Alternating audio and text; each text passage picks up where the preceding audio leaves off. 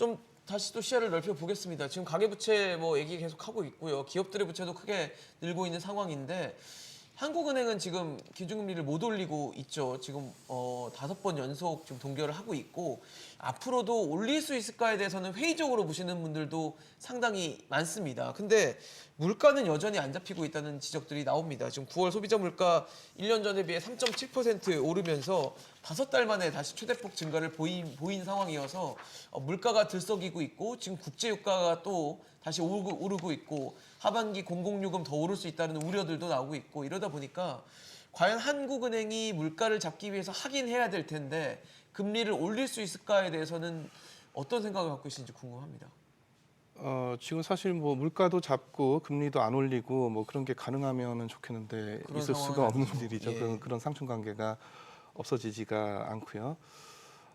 한은이 원래 그 통화 정책의 궁극적인 목적이라고 하는 것이 뭐 가계부채 관리라든가 뭐 주택 경기 감안 뭐 이런 게 결코 아니고 바로 이제 통화 가치의 안정적인 유지, 다시 말해서 물가 안정이죠. 이게 바로 이제 한국은행법에서 나오는 한국은행이 중앙은행으로서의 제1의 그 목표가 되는 것이죠. 예. 그래서 지금 그 실제로 우리가 체감하는 물가도 굉장히 높아요.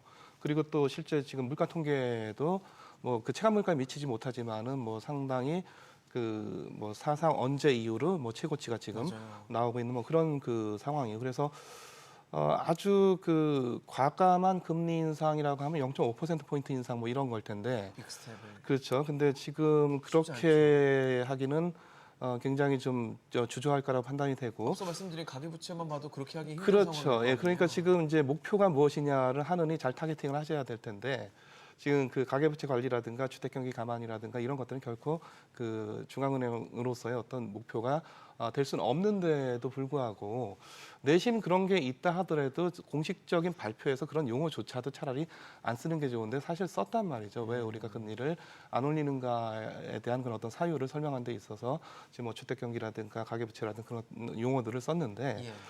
그 앞서 말씀드렸던 한국은행법 제1의 목표하고는 전혀 거리가 상당히 먼 그런 그 언급들을 한 거고 지금 그래서 0.5% 포인트 그는 아마도 못 올릴 것 같고 예. 그럼 0.25% 포인트 올리면은 물가가 잡힐 것이냐?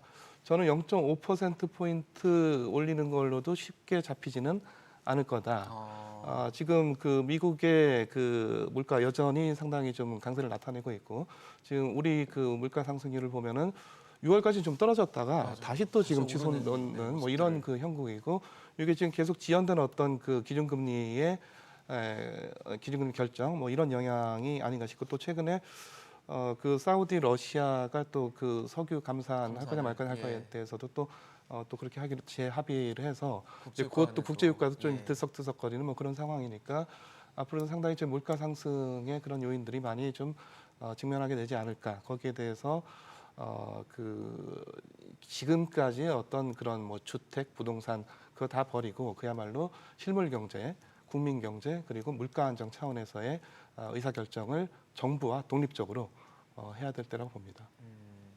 박 교수님 어떠십니까? 저는 뭐 사실 올려야 될 이유도 산적해 있고 내려야 될 이유도 산적해 있는데 그럼 결국 이제 못 움직이는 방향으로 한동안 갈 것 같고 무게중심은 올릴 수 있다라는 쪽에 뉘앙스를 주고는 있는데 뭐 사실은 실제로 올릴 수 있을까 그러면 저는 조금 회의적이고요. 적어도 올 내로는요 회의적일 것 같고 그리고 지금 어제 사실은 오후에 한국은행에서 어떤 컨퍼런스가 있었냐면 한국은행에서 보통 이제 그 금융기관들이 갖고 있는 국채를 담보로 잡아주고 금융기관들한테 자금을 지원하지 않습니까? 그렇죠. 그걸 약간 담보 대상 에셋들을 좀 늘리는 것에 대한 논의들을 어제 이제 컨퍼런스를 한국은행에서 했었어요. 그건 뭐냐? 예전에는 국채만 담보로 잡아줬었는데 이제 조금 무량 회사채 같은 것도 잡아줄 수 있는 것들에 대한 가능성을 한번 타진해 보겠다. 이거는 분명히 완화적인 정책 방향이거든요. 그러니까 도와주겠다. 그러니까 경기가 안 좋아지는 것을 막는 쪽의 정책 방향이거든요. 이거는 그러니까 금리로 따지면 금리를 내리는 쪽의 정책 방향이거든요. 그렇죠. 그러면 그런 것이 있었다라고 하면 사실은 저희는 요즘 최근에 경제학자들 분들 중에 그런 얘기 하시는 분들이 꽤 계세요. 금리는 너무 광범한 통화 정책 수단이기 때문에 금리는 사실은 사실 뭐 미국의 연준에 전 이사하셨던 분이 그런 얘기도 하셨거든요. 금리는 바위 사이 틈까지도 적신다고. 금리 변화는.